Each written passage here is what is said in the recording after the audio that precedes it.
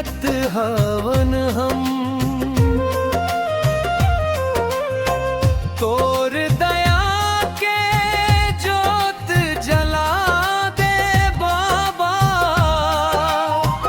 अंधियार माँ उजियारा कर दे बाबा।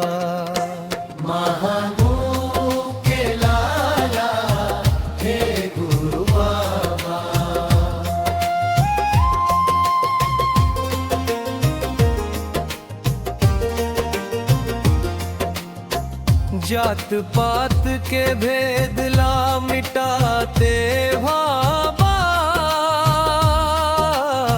सब मन खेला एक बना दे बाबा।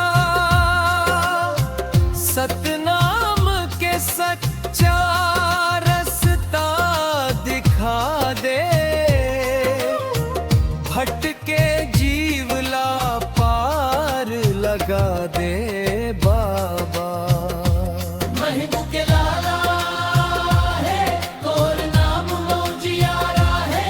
दुख पीरा मतोर नाम जपत हन, आंसू के धार माँ गोहर करत हन।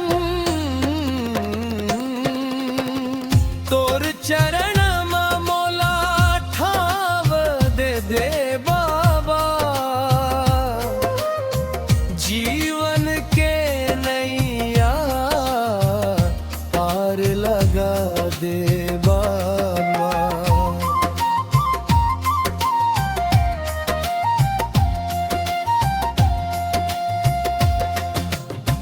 गुरु बिना घोर अंधियारा है, तोर नाम उजियारा है। सतनाम के महिमा गावत गात, जीवन धन्य हो जाते बाबा। महिबू के लाला है गुरु बाबा। करथो मैं पुकार सुन लेना बाबा, सतनाम के जोत जलाए हव बाबा।